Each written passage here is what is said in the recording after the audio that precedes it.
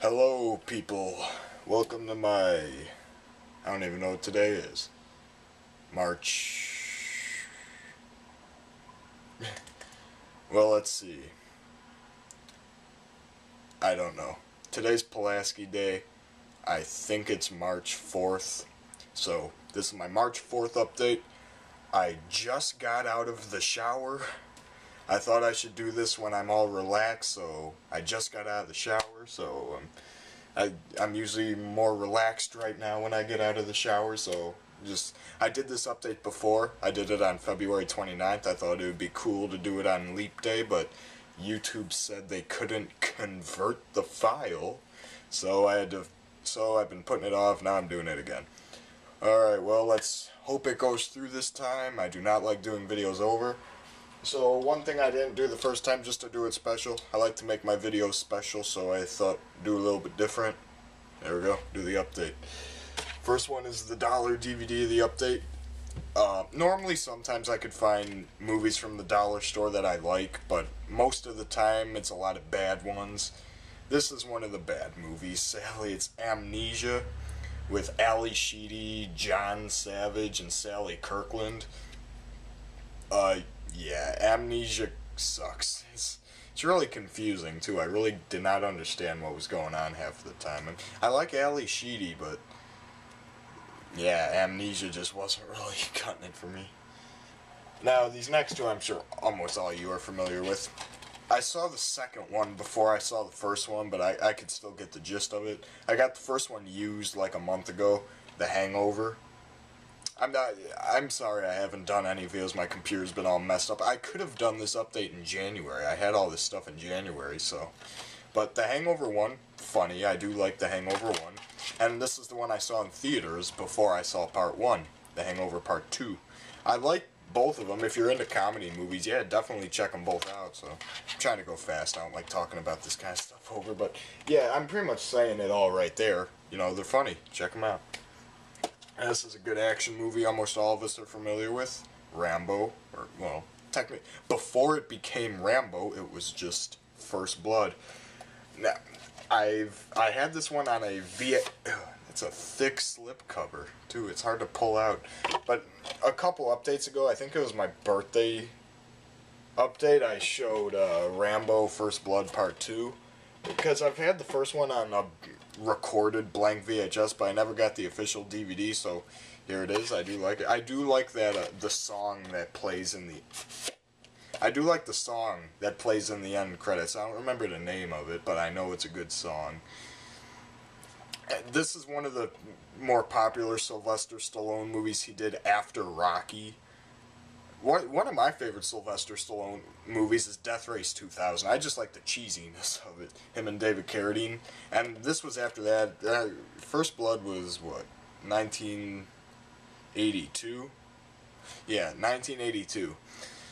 And Rambo First Blood Part 2, that's good. I have not seen Rambo 3 or Rambo, so I'm going to have to check those out. I was this close to buying them, too, but definitely check out First Blood if you haven't seen it yet.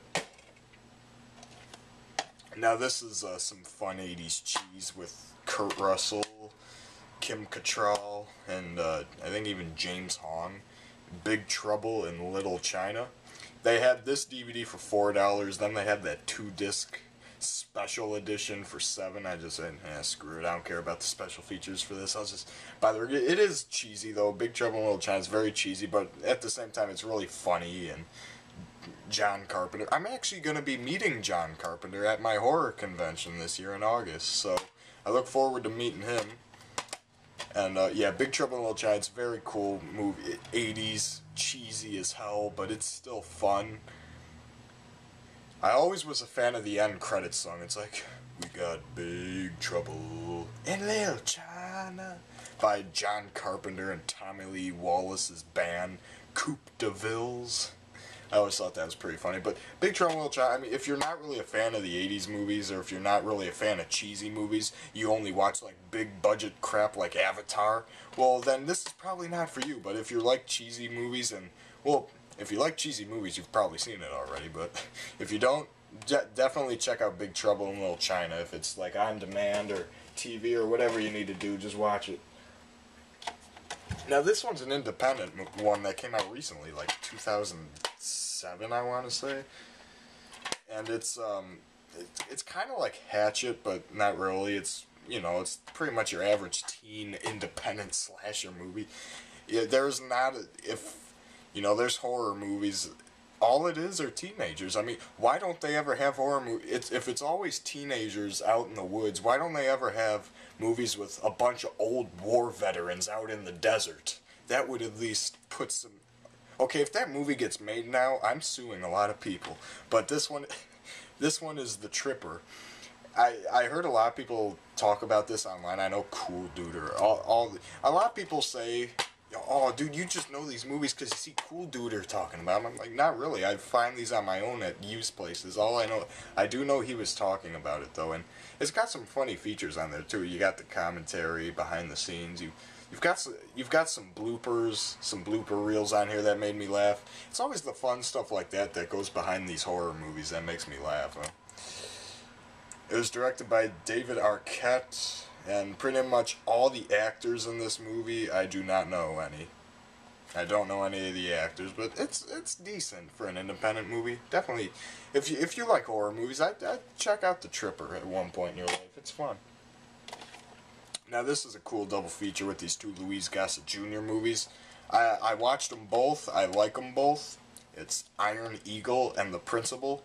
The Iron Eagle's got the good cast. You got Louis Gossett Jr., Larry B. Scott. Well, I don't know who Larry B. Scott is, but Tim Thomerson. Even though he's not in it a lot, you get Tim Thomerson.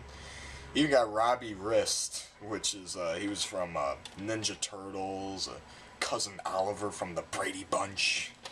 But Iron Eagle's a cool, like, yeah, a lot of people claim it's a ripoff of Top Gun, but I don't see how, because Iron Eagle came first. So to all you who say Top Gun... Well, Iron Eagle was a knockoff of Top Gun. In reality, Top Gun's a knockoff of Iron Eagle, because this came first. I'm sorry, but that's the reality. And then The Principal was pretty badass with James Belushi, where he goes to the ghetto school, he starts kicking ass. No more! That would be a good rule to enforce at my high school. I'm a freshman, so... No more! Every day on the announcement, just no more. That'd be good, me saying that too, because I have a good voice for it. Now this is a cool John Candy comedy. Armed and Dangerous with him and Eugene Levy, Robert Loggia, Meg Ryan. Directed by Mark L. Lester. Okay, I don't know who Mark L. Lester is, but I will say it's a fun movie. It's kind of like Who's Harry Crumb, if you've ever seen that. It's an undercover cop. There's a lot of those cop undercover comedies. I will say though, I liked Who's Harry Crumb a little bit better than this, but overall, Armed and Dangerous was still pretty good. You could check it if you like John Candy. Any John Candy movie's good. So I mean, if you want to check it out, go right ahead. This next one's a Stephen King movie. I have not watched it yet, but it sounds and looks interesting. Sleepwalkers.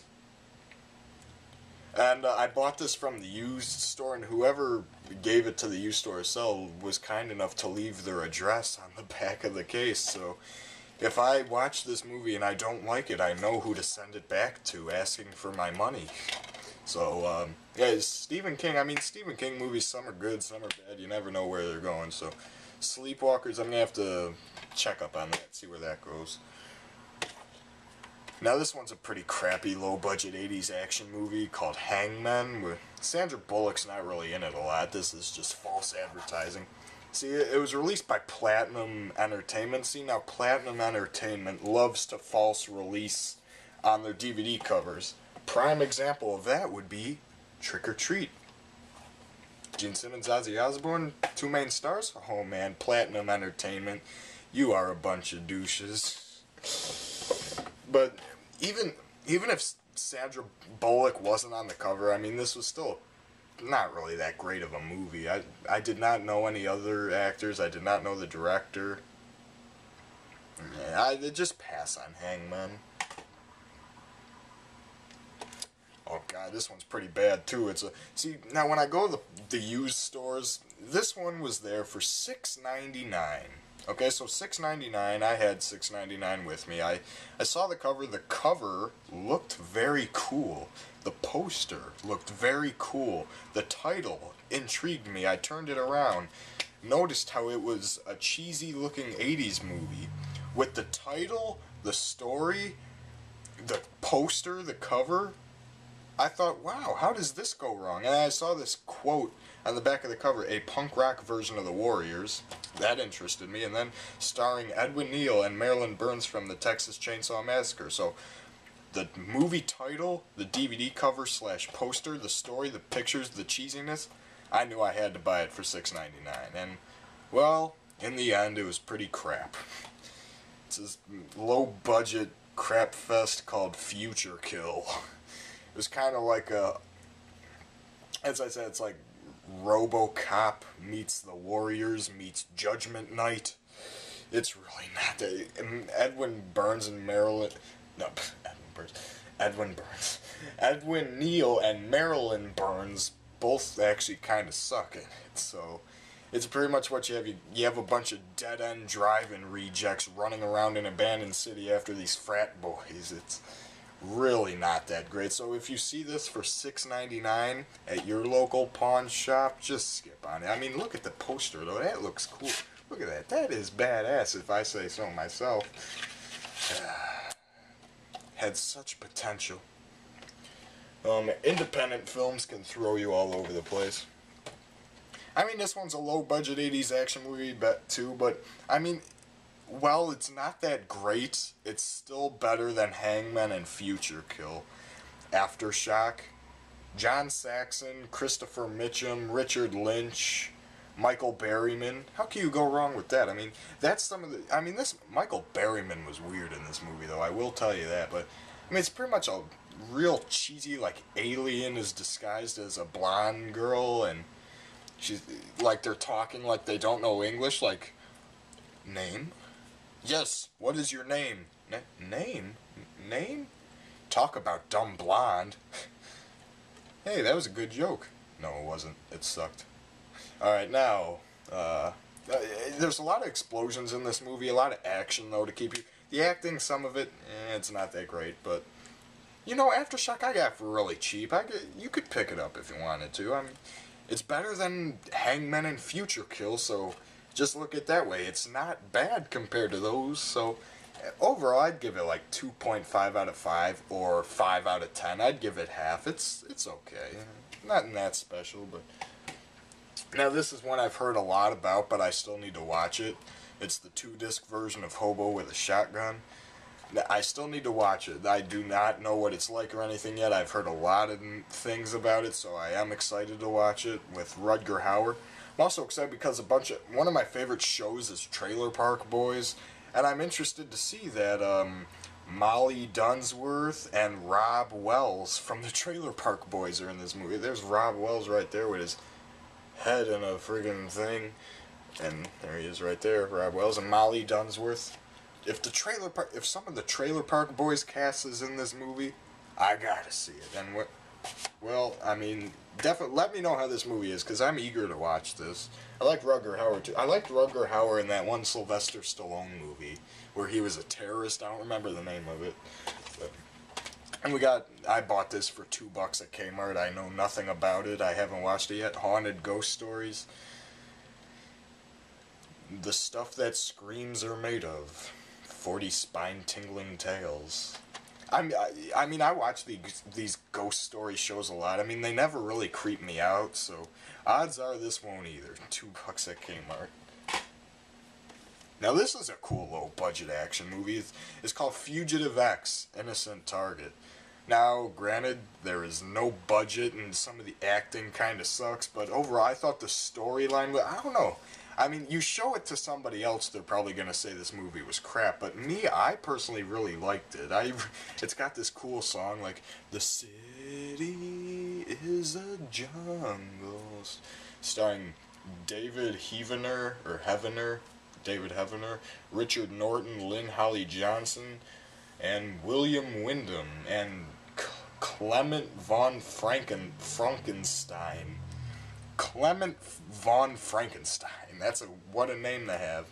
But, I mean, if you've ever read the short story, The Most Dangerous Game, it's really similar to that. So, I mean, if you're an action fan, the acting's not that great, but overall, I thought it was pretty decent. So, if you wanted to, if it was a fair price, check out.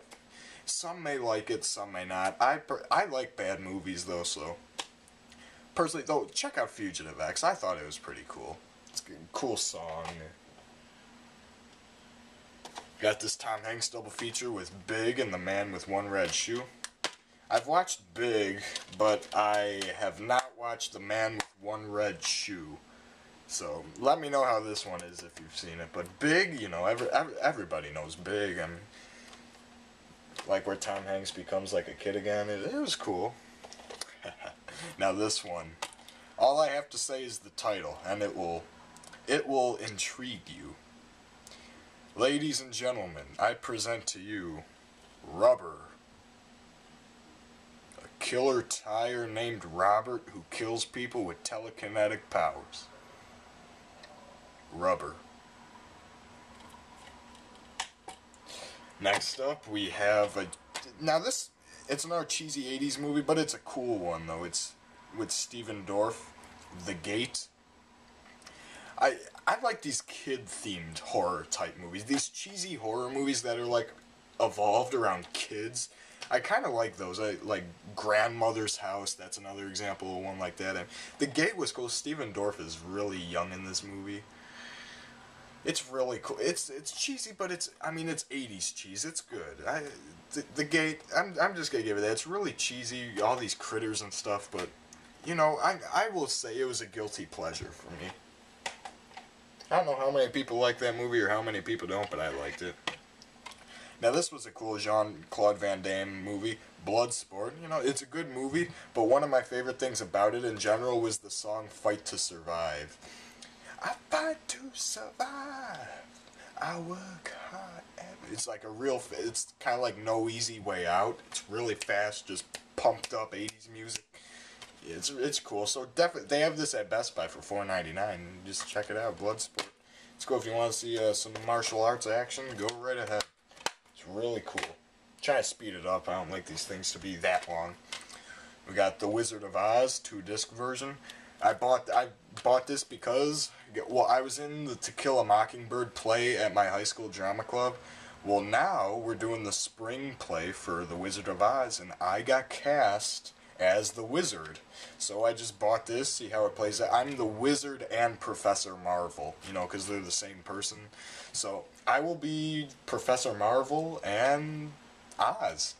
I'm excited, so I just bought it. You know, The Wizard of Oz is a classic from the 30s. Almost everybody has seen this movie, no matter who you are. If you've never been born, you've still seen this movie. Almost everybody has seen it. I know it's one of the most popular things. You say The Wizard of Oz, almost everybody knows what you're talking about. That's cool too, because I got this Pez set too that has all the Wizard of Oz. I know the Pez, that's completely irrelevant, but definitely, if you haven't seen The Wizard of Oz, what's wrong with you? Definitely check this out. You can get the 2-disc version real cheap. Wizard of Oz, must see. Alright, and then we got I'm a fan of these 80s detective type shows, so I had to get this. It was a 10-episode sampling of Magnum PI. I really like Magnum PI. I like Tom Selleck. I like the show in general. So if you're a fan of like the 80s and you haven't seen Magnum PI, definitely check it out. It's a great detective show. It's got 2 episodes from Season 1, 2 episodes from Season 2, 1 episode from Season 4, 1 from Season 5, 1 from Season 6, 1 from Season 7, and then the 2-part finale from Season 8. So, yeah, Magnum PI, I like that show. It's great. And the last one, I got this for pretty cheap at that used place I was talking about. It's called Game Show Moments Gone Bananas. Basically what this is a bunch of people giving stupid answers on game shows. And it's hosted by Ben Stein. Some of the people on this show are dumbasses. Like, some of them are funny, and then some of these people are just flat out stupid. Like, they were showing this one clip from the Newlywed Game, and the Bob Eubanks, the host, was like, "What is your husband's favorite type of rodent?" And the girl's like, "What's a rodent?" And then Bob, he's like, "I'll give you some time to answer. Go ahead." And the girl's just like, his saxophone. Yeah, a saxophone is definitely a rodent. Dumbass. So, this is funny though. If you want it, this will provide you with some laughs. I'd check this out. So the recap, you got game show moments gone bananas. 10 episodes from Magnum PI. The Wizard of Oz. There's no place like home. There's no place like home. Bloodsport. It's funny how The Wizard of Oz comes right after Bloodsport. Two totally different movies. The Gate. Rubber. Big and the Man with One Red Shoe. Fugitive X, Innocent Target, guilty pleasure for me. Haunted Ghost Stories. The one I'm excited for, Hobo with a Shotgun. Aftershock. Future Kill. Hangman.